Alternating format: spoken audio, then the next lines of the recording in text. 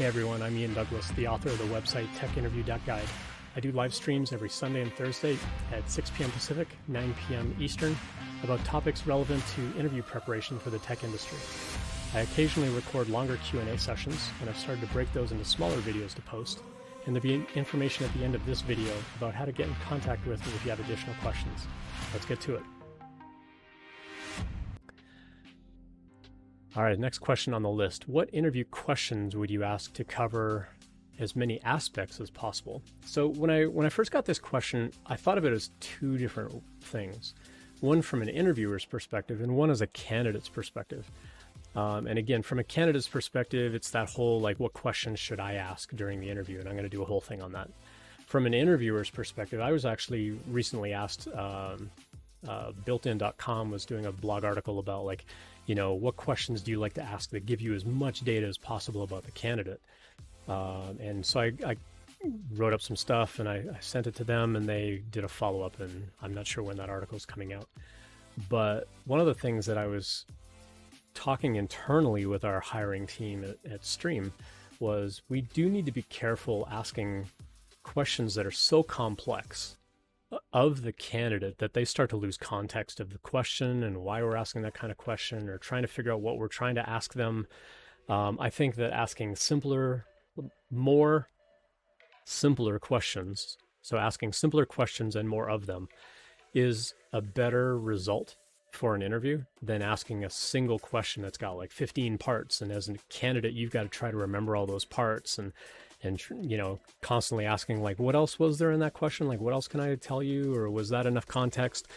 That makes it feel more like an interview and less like a conversation. And so I think anything that can keep the interview feeling more conversational is better. And so I would generally advise, whether you're an interviewer or a candidate, any questions that you ask should be simple, to the point, have, just a nice, short, concise answer, or be able to be answered in a short, concise way without going into tons and tons of detail.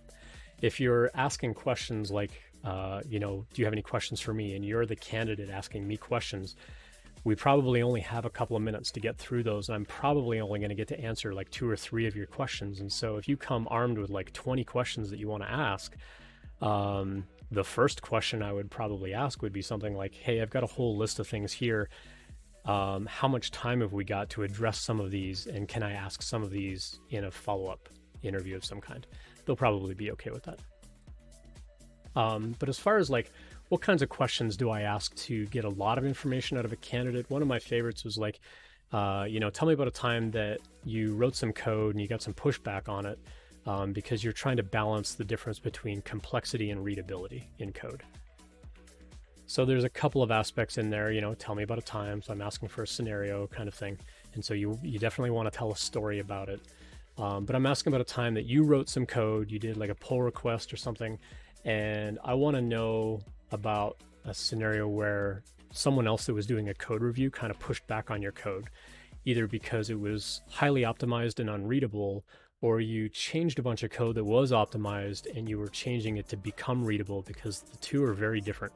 In a lot of times, it's hard to write very readable code that is also highly optimized, in my experience. That question gives me a lot of information about you as a developer, about how you build your code, how you collaborate, how you have that communication with others, how you work on a team, what sort of team conversations do you have, how you do, pull requests and so on.